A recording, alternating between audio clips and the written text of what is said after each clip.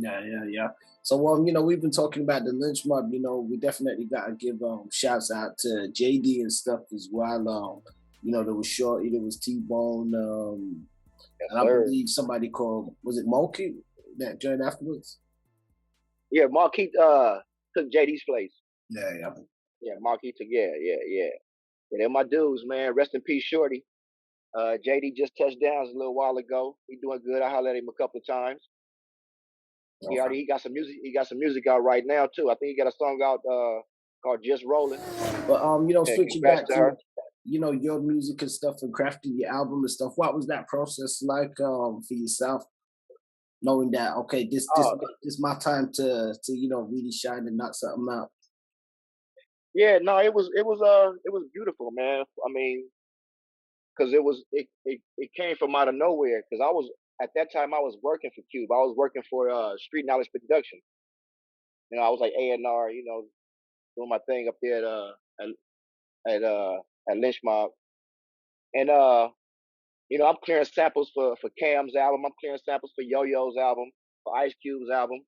The Lynch Mob. I'm seeing all my homies, doing their thing, and I'm like, man, I used to rap too. So one day I just put Cube in my office and told him, I'm like, man, what's up, man? I want to do my album. He was like, oh, you want to rap? I'm like, man, come on, bruh.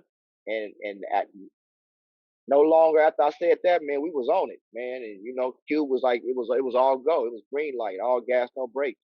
It was K-Dee's album, Ass Gas or Cash. He would call me in the middle of the night with ideals and what you think about this and ask me what I got. And he was just on it, man. It was a cool process. And then us bringing in like Boosie Collins, somebody that I mean, when I was a kid, man, I used to love that dude, man. So it was a pleasure to have him come in the studio, and he pretty much stayed like 6 days and played bass on about half of my album.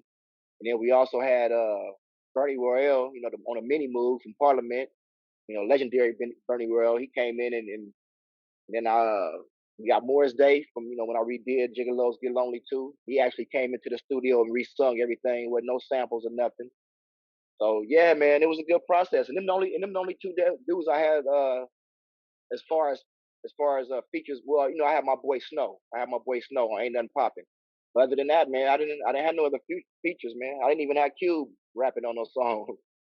I mean, he talked on the album, but as far as a 16, I didn't get no 16 even from Cube. Even though now I think back on it, like I'm like, wow, I don't know why I didn't, but Yeah, yeah, we're me and gonna him didn't ask even do if this. there was a particular reason, but in terms of those features, they were definitely, standout ones. And even you saying that they actually came in and recorded them, is that something that was I guess able to be leveraged because Ice Cube's position and stuff at the time and just with the mob being quite big then. Oh yeah, no, definitely, it was. I couldn't have pulled those guys if it was just me doing my album. I couldn't have pulled them. So yeah, most definitely it was Cube, man. Cube, got on the phone and at that time Cube was hot. He was directing videos. He had directed Prince video. I think I don't know if Friday at the time had been done, but Cube was hot, so a lot of people wanted to work with him. So if you got a call from Cube at that time, man, it was, oh, what you need, Cube? What you need? So I mean, even if it was for his artists, his artists that just coming out, K-Dee, they were still willing to. Yeah. So yeah, no, it was lovely back then, man. It was lovely. We had a good time putting that album together, man. It was the way we would come in the studio with nothing and then leave with something nice.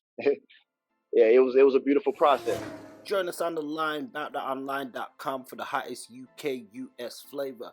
Don't forget to like, share, subscribe, and hit that notification bell to be updated on new drops and content.